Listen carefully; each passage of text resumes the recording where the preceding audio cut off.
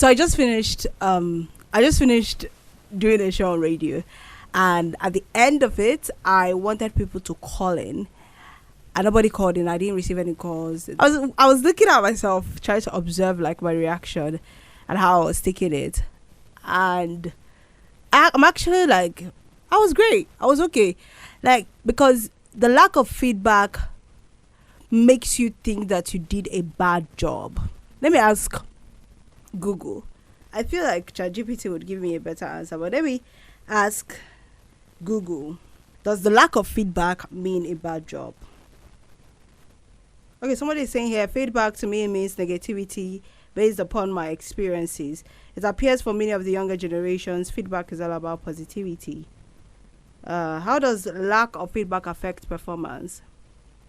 I want to ask ChatGPT. Just give me a moment. Let's see what ChatGPT is going to tell me right now. I'm going to use voice to...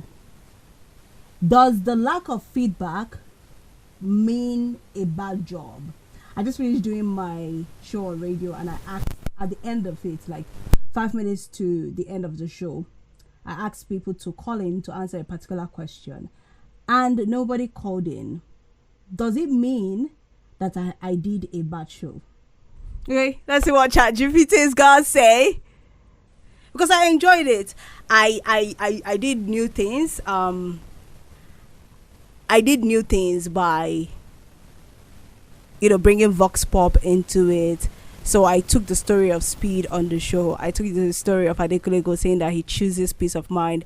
My song of choice to play was very deliberate. I was really intentional about the show. I was very sure it would bang, and it banged for me. But my head, because of previous times where my head is always telling me like, oh, if you didn't get any feedback, that means you had a bad show. Like, why is nobody talking about it? And I know that I've spoken before on this podcast that if you didn't have any feedback, so long as you enjoyed what you did, that is all that matters. But now I just want to further reinforce like what lack of feedback really means. So ChatGPT says, I've actually trained my chat to not lie to me or give me generic answers.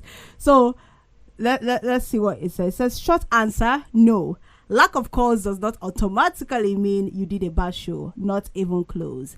Let's breathe here for a second. The fact that you enjoyed the show already tells me something important. You were present, grounded, and in flow. Bad shows usually feel bad to the person doing them. Hey, ChatGPT they drop bagger because what? Bad shows usually feel bad to the person doing them. That is, if I felt bad reading, doing the show or reading the news or doing whatever, it is now, my problem because I felt the badness. I felt how bad it was. But if I actually enjoyed the songs I was playing, if I actually liked what I was saying on the show, if I actually feel like I did my research well and I was talking very well, like I was really in tune with what I was saying, that is all that really should matter to me.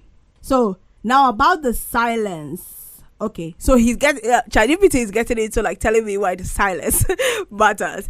Radio call-ins are affected by many things that have nothing to do with your quality. Timing. Asking for calls with only 5 minutes left is tough. People need time to process, find the number, build courage, and dial. Actually, I had like 2 minutes to 5 minutes to go, and I just read the lyrics. So it's a Lyrical Genius, a game that will play on the show. I read out the lyrics and told them to call it, and nobody called it. And it was a very popular song, Priest Akanuche. I just took like a line from the song and told them to, what song is it. I felt like since it is a popular song, everybody should know that song. My phone should be buzzing. Then audience culture. Many listeners prefer to listen quietly. Some love a show deeply and never call ever. Now, this is me. I've said it in my in my previous episode that I was one of those audiences that never called, except it was a trivia question, like quiz box, where you ask a question and you get the other person to answer. Like you pick a number and you ask you questions. I ask you questions about the country, about what is happening in the world. Now, number 3, topic weight. If the question required reflection, people may have needed more time than the show allowed. Logistics, phone off, network issues, busy evening routines, fear of speaking live on air, very real factors. Okay. Here is a reframe that matters. Feedback is not only immediate or audible. Some impact is silent. Some people think, nod, discuss later, or carry the idea home. Also, enjoying your own show is not a small thing. It often means your voice was authentic, you weren't performing to impress, you were aligned with your purpose. That's actually when good work happens. If you want to improve Collins the next time, you see, I told you I trained my chat GPT. It's trying to tell me what I should do better next time. If you want to improve Collins next time, not because you failed, but because you're refining, since the question earlier in the show, not just at the end. Okay. The show is actually segmented, so the question part fitted appropriately at the end. But then, I'm thinking about it now, if we can bring it upwards. And thinking about it, I also feel like there are so much segments in that particular show. So maybe we'll reduce it. Okay, whatever. Repeat the phone lines more than once. I did that. Reassure listeners you don't need to sound perfect. Okay, I'm going to do that in my next one. Or invite text or WhatsApp messages alongside calls. Okay. Please don't let one quiet ending erase a whole show you enjoyed. Growth-minded reflection is good. Self-punishment is not. Okay, so if you want to tell me what the question was, what the show topic was. Yeah, I feel like it's a design issue because the show is meant to be an hour, and in between this hour there are like 3 times we play adverts 3 times. So the time to use and do entertainment news analysis, talk about new movies, play songs, then do the lyrical genius or the game, the time is already fast spent. So I had a great time with the show. But I want to do this.